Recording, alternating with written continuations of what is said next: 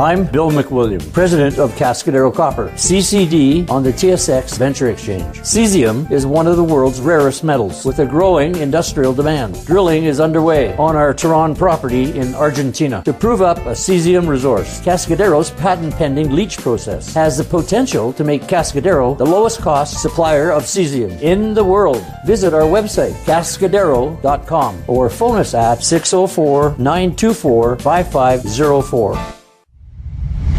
You're listening to HowStreet.com radio, available online at TalkDigitalNetwork.com. Welcome to HowStreet.com radio, the online source for market opinions. Here is Jim Goddard. My guest is Chris Vermeulen from TheTechnicalTraders.com. Welcome back to the show, Chris. Thanks for having me, Jim. So you said panic has hit the New York Stock Exchange?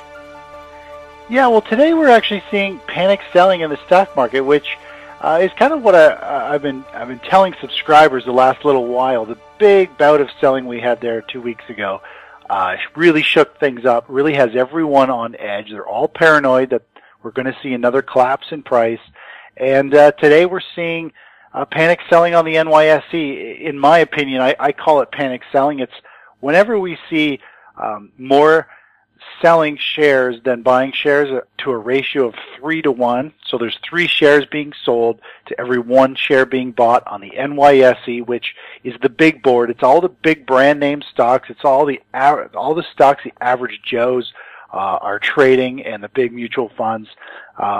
When we see panic selling on that stock exchange, that's usually when we're starting to see a short-term bottom in the market and an opportunity for the next leg higher. So the average Joe usually panics out just before the market reverses, and that's what we're seeing today. And you know, you look at the market today, and almost everything is red. We're seeing all the sectors are down, the indexes are down, even commodities are down.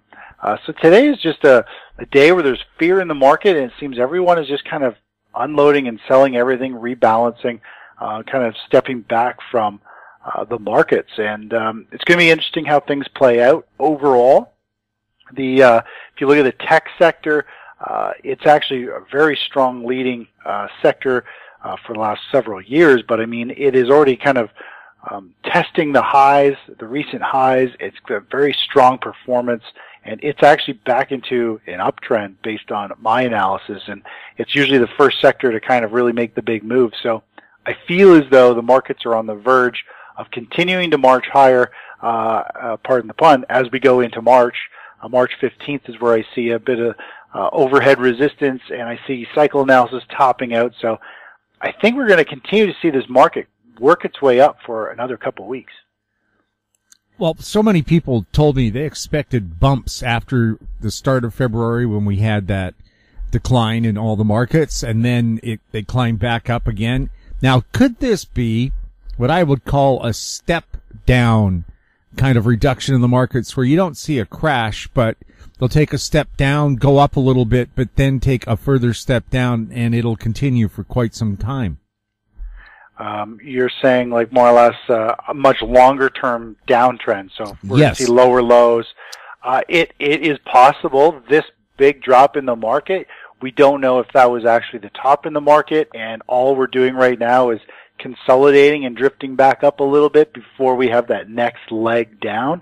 That's the big question. And I feel as though it could be the highs, but I feel as though the market really, I think when we come into the mid-March is when I've got a lot of cycles for a lot of sectors and the indexes in general kind of topping out. And the big question will be when all the indexes and the major stocks are back up near the highs, what happens? Do we see heavy volume selling? Do we see prices get slammed again? And if we do, that could be the sign that, we could actually have put in or are putting in the top here, and we could see lower lows going forward. So right now, the market is in shock. It's kind of drifting and grinding its way higher.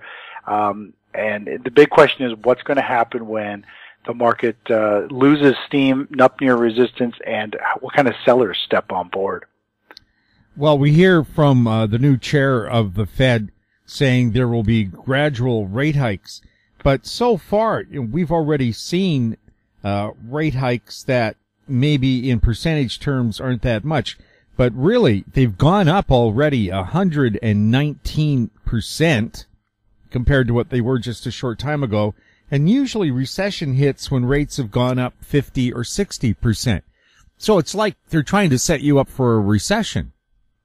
I do. I think that's exactly what they're doing. They're trying to load their gun. They need to be able to cut rates to try and help the market when things go bad again. And so they're ramping it up. And yeah, it's jumped dramatically. It's I think over a longer term period here, if you look back, we're up like 277% from where it was. So they're loading their guns so that they can start firing off these rate cuts to try and stop, I think, what they see coming, along with myself, is major economic weakness, which is we don't really see yet in the market. You can kind of foreshadow it, see it kind of coming, but I mean, the average Joe, the markets are still purring, things are still strong, but the stock market leads economic weakness, and I think they're just loading their gun because they can feel something big brewing as well.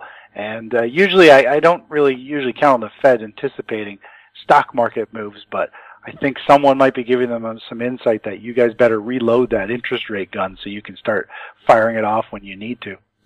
And of course they feel that once they've caused a recession, the solution is to lower interest rates, but it takes a long time for that to work their way through the system, because I've noticed it's like gasoline prices. They're quick to hike them, but they're really slow to bring them back down. Exactly, yeah.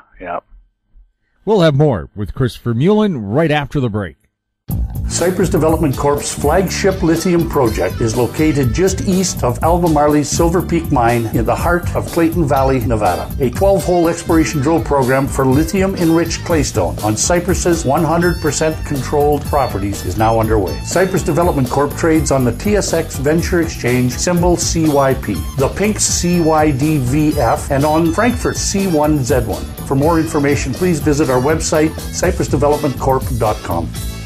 Glance Technologies owns and operates Glance Pay, a disruptive mobile payment technology now live in 16 cities in Canada and about to launch in the US. With revenues up 664% in the last quarter, Glance Technologies has the potential to be a worldwide leader in an industry projected to grow to $1.3 trillion in 3 years. Glance Technologies stock symbols are GLNFF in the US and GET in Canada. Find out more at glancepay.com.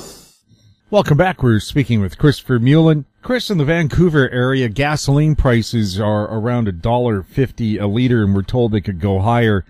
Yet the price of oil is only $63 a barrel. Any explanation about why gasoline would be taking off while oil is not?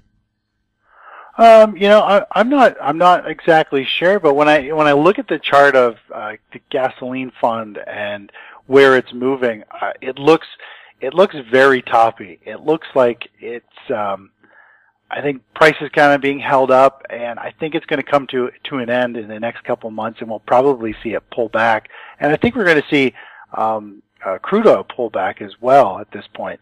So in terms of the higher prices of gas, I think things are just kind of being held up. I think just because they've been so low for so long, now they're kind of at this frothy level, and they're just kind of being held up there. But the chart looks like we're going to see gasoline prices come back down, and I think it'll come back down quicker than most people think. But yes, it has been holding up and doing being high priced for quite a while, considering crude oil has been kind of a dog. The explanation we've heard for the higher gasoline prices in Vancouver is the local refinery has shut down for spring maintenance, and the nearby U.S. ones have decided to do the same thing at the same time. Why can't they coordinate? Yeah, exactly. Well, if you look at the gasoline fund, the price action it has got this pattern that it's called the 3 drives to a high, or 3 surges to a new high, followed by sharp pullbacks. And we've seen those 3 drives. We've had a big bout of selling on the last go around, and it looks like we are a few weeks away from potentially the price of gasoline falling very sharply. This is usually a major reversal pattern, so I think we're going to see that collapse. This bump up in price could be all based around the news that you're talking about there, but News-based moves are pretty much always given back, and I think in a couple of weeks, this chart pattern is showing that is likely going to happen. And also, every spring there's a refinery fire or explosion. Take a look at the last 30 years, every spring. And that's another reason why they hike prices. Yes. And they blame temporary workers brought in to do it. And those temporary workers tend to get either badly injured or killed as well. Right. It's very cynical on the part of the oil companies, but they do it every year. And I'm apparently the only one who have seen this pattern, but it does seem to be pretty suspicious. Right, yeah. Interesting. We'll have more with Chris Vermeulen right after this. Hi, I'm Douglas Mason, President and CEO of Magnum Gold Corp. Inc., MGI on the TSX Venture Exchange. A 2015 drill program on the LH property intersected high-grade gold, including 16.9 meters of 13.58 grams and 11 meters of 20.66 grams per ton gold. A follow-up drill program is planned to further evaluate previously identified subsurface high-grade gold mineralization. Please visit our website at magnumgoldcorp.com. Don't miss out. Stay informed. Receive the HowStreet.com weekly recap with thought-provoking podcasts, radio, and articles delivered to your inbox. Sign up for the HowStreet.com weekly recap on our homepage at HowStreet.com. Welcome back. We're speaking with Chris Vermeulen. Chris, if there's panic on the New York Stock Exchange, you would expect some action in gold, but gold went down today as well. Yeah, we're seeing a pretty good downdraft in gold and gold miners, silver. Almost everything is really trading lower today, and I think a good chunk of it has to do with the U.S. dollar having a pretty good pop today in price. We've been seeing precious metals and the currency U.S. dollar pretty much moving 100% inverse, and today's a pretty good pop in the dollar, which is putting a pretty good drop in precious metals. So I think mainly because of that is what we're seeing, the weakness in precious metals today. Palladium, platinum, any action there? Yeah, we're all the metals here have been they've had a nice run. They've been consolidating for about a week and a half or so, and they're in this consolidation mode, and most of them are pulling back. As of today, they're starting to pull back to some short-term support levels that pretty much in the next couple of days here, they should find support and start to rally higher. And the U.S. dollar itself is actually trading at resistance today, so it might go a little bit higher, might try and break that resistance temporarily, but it's in a very strong downtrend. You look at the dollar index on the weekly chart, it's forming a bearish formation, a little pennant or a bear flag formation on the weekly chart, and we could see a very large drop in the dollar still. So the big question is the dollar going to find resistance and reverse back down in the next few days, which should put the bottom in more or less commodities, precious metals? We should see them pop in price. But the strength in the dollar over the last 10 days has put more or less a pause and pulled back the precious metals. I noticed the Canadian dollar, the pound, the euro also all down today. The Canadian buck, 78.54 American, they're falling faster than the U.S. dollar. Yeah, well, we're seeing crude oil pull back. The Canadian dollar moves a lot with crude oil. And today we're seeing a good drop in the Canadian dollar, and we're seeing a good drop in oil, which is really helping add the downside. But yeah, there's a lot of selling going on. A lot of things are down together. A lot of currencies, almost all the indexes, commodities. There's just a lot of selling going on. There's a lot of money being pulled out of the market, and this comes back to what you were talking about earlier, that is this just like a bounce and a pause before we see a much bigger sell-off that could last a lot longer in the overall markets? And it very much could be. There is a lot of selling going on, a broad market. So that's the one big concern. Is one thing I've been slowly seeing unfold in the market, although it takes a lot of time for major tops to be put in place. But these are the type of days when everything is down that you need to start paying attention, that there's a lot of people unloading money in every asset class. Is one of the factors that we're looking at now is we have so many robo traders out there, people with ETFs where a human doesn't pull the trigger, a robot does. Is that playing out to be a factor with the trading that goes on? I'm sure it plays a role in it. I don't really know too much in depth of how much it really manipulates the market. I'm sure it does in some way, but if we were to look on a bit different of a topic, like for example, I like the gold miners here. They're trading at support. They're testing some recent lows that they've tested several times all the way back into 2016, and more or less, I like the junior stocks better, the gold juniors, because the large cap gold stocks are in those ETFs. They're in the gold miner ETFs. They're in a lot of big hedge funds and big things. So when there's broad market selling and investors are unloading and selling closing positions, those big gold mining stocks that are grouped into those funds get sold off and pulled down. And if you've been watching the difference between GDX and GDXJ, on the big selling days, the large caps are actually dropping more than the small caps because they're just stuffed in so many other ETFs, so that when the ETF gets sold down, they have to sell these gold mining stocks where the juniors are too small to be in a lot of those funds, and so the selling doesn't affect them as much. So that's the one thing I've been watching, and I like the juniors simply because if we do have some big bouts of selling broad market, the GDX is a little more resilient and won't get pulled down as much as the large cap gold stocks. Do you expect gold to pick up? Yeah, right now gold is testing down support. It needs to find support here in the next couple of days, down around this more or less 1315 area. It needs to find support. If it breaks this level, then it could have a pretty substantial slide. We could see a dip all the way back down to the 1280 area, 1290 area. So the precious metals are hanging on to a thread here at support, and we need to see them reverse. We need to see the dollar reverse down, or we're going to see a big bout of selling, I think, in precious metals. Chris, anything else you wanted to add today? No, the only other thing that's actually standing out is natural gas. Natural gas is trading at long-term support. Cycle analysis shows a really strong movement to the upside in the very near future in the next few days. It's actually bottomed out about a week ago, but the next kind of leg up here starts in 2 or 3 days. So I'm really interested to watch natural gas at this point to see if they're actually going to get this big pop in price on the continuous contract up to the 3, maybe the 310 level.